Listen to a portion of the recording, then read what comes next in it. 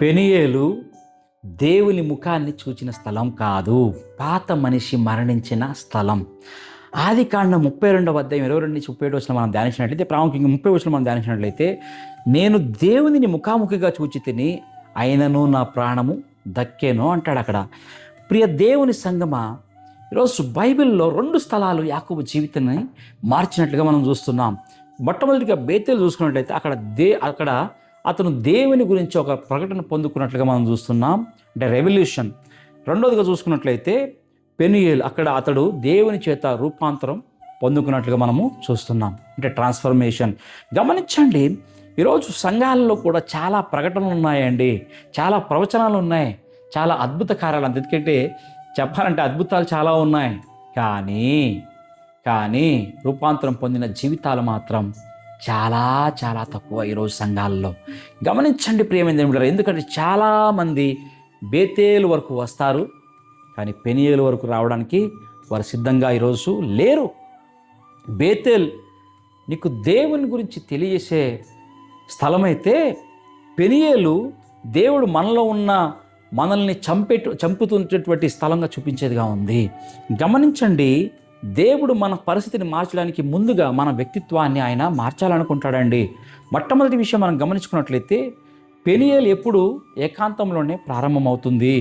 గమనించండి, ఆదికాండం 32 వచ్చిన దేవుని వాక్యం ఉంటుంది కదా, యాకోబు ఒంటరిగా మిగిలిపోయాడు. అవునండి, ఆ రోజు గమనించినట్లయితే ప్రేమింది దేవులారా, వాక్యం చాలా లోతుగా మనం వెళ్ళినట్లయితే చాలా లోతైందండి. యాకోబు తన భార్యను పంపించేశాడు, తన బిడ్డలను పంపించేశాడు, ఆస్తులన్నిటినీ కూడా, యావత్ ఆస్తిని మొత్తం, ఒంటెలను, ఎద్దులను, పశువులను, సమస్తాన్ని ఆయన పంపించేశాడు. తన సేవకులందరినీ అందరినీ కూడా పంపించేశాడు. చివరికి ఒంటరిగా మిగిలిపోయాడండి.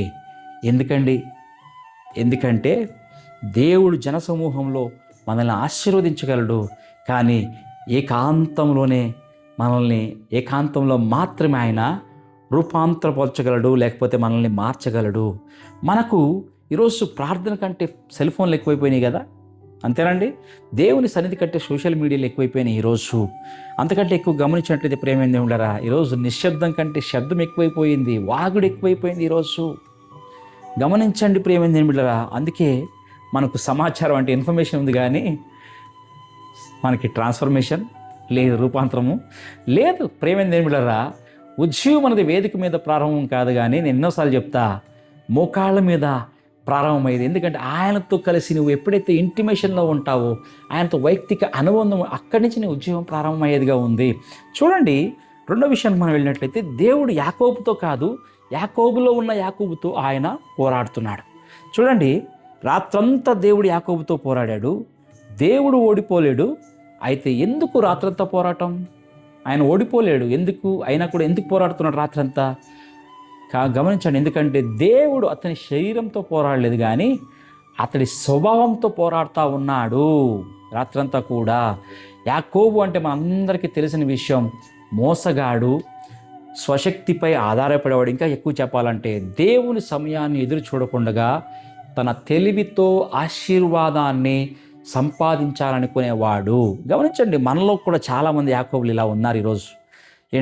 ప్రజలు చూడలేని టైంలో ఉన్న అహంకారం అనే యాకోబు ఉండవచ్చు, మన జీవితంలో రహస్య పాపం అనే యాకోబు ఉండవచ్చు, క్షమించని హృదయం కలిగిన యాకోబులు ఉండవచ్చు, ప్రతిష్ట కోసం బ్రతికే యాకోబులు ఉండవచ్చు ఈరోజు. అవునా? ఉద్యోగం అంటే పరిశుద్ధాత్మ మనలో ఉన్న యాకోబును బయటకు తీసుకురావడం. గమనించండి ప్రేమ, ముందుకు వెళ్ళినట్లయితే దేవుడు అడుగుతున్నాడు అక్కడ, నీ పేరేంటి? ఇది చాలా అత్యంత ప్రమాదకరమైన ప్రశ్న అండి దేవుడి నుంచి. నీ పేరేంటి? దేవునికి తెలియదా? తెలుసు, కానీ యాకోబు తన నోటి ద్వారా ఒప్పుకోవాలి అక్కడ, నేను యాకోబును అని. అంటే నేను మోసగాడిని, నేను నా బలంతో జీవించాను, నా పాపాన్ని దాచుకున్నాను. చూడండి, ఉద్యమం అక్కడే ప్రారంభమవుతుందండి. మనం పాపాన్ని దాచడం ఆపి ఒప్పుకోవడం ప్రారంభించినప్పుడు మనం మారినట్లు నటించడం కాదు, మారవలసిన అవసరం ఉందని అంగీకరించడం, అప్పుడు ఉద్యోగం ప్రారంభమవుతుంది. చూడండి, 4వ విషయం ముందుకు వెళ్ళినట్లయితే, మనం పేరు మారకపోతే భవిష్యత్తు మారదండి. దేవుడు అంటున్నాడు, ఇక నీ పేరు యాకోబు కాదు, ఇశ్రాయేలు అని.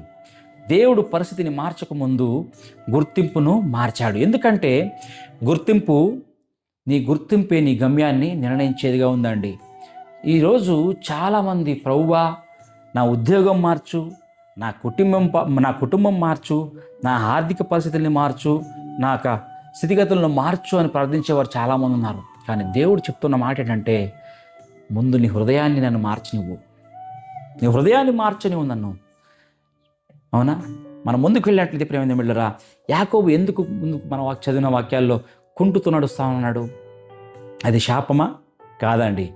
ఇక్కడ అర్థం చేసుకోవాల్సిన విషయం ఏంటంటే, ఇది దేవుని స్పర్శకు గుర్తుగా ఉందండి. ఇకపై యాకోబు తన బలాన్ని చూసి నడవలేదు, దేవుని కృపను ఆధారంగా చేసుకుని నడిచాడు.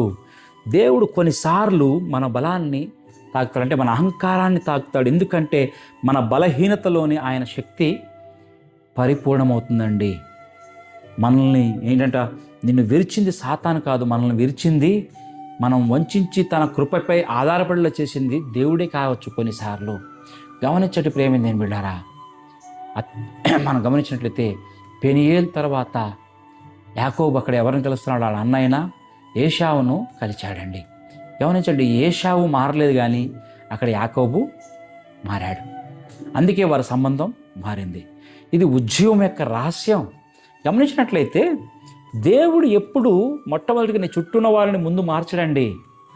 ముందుగా ఎవరిని మారుస్తాడు? ఆయన మార్చేది ముందుగా మనల్నే ముందుగా మారుస్తాడు. మనం మారితే మన కుటుంబం మారుతుంది, మన పరిచర్య మారుతుంది, మన భవిష్యత్తు మారుతుందండి. ఈ యొక్క సత్యాన్ని మనం గ్రహించుకోవాలండి.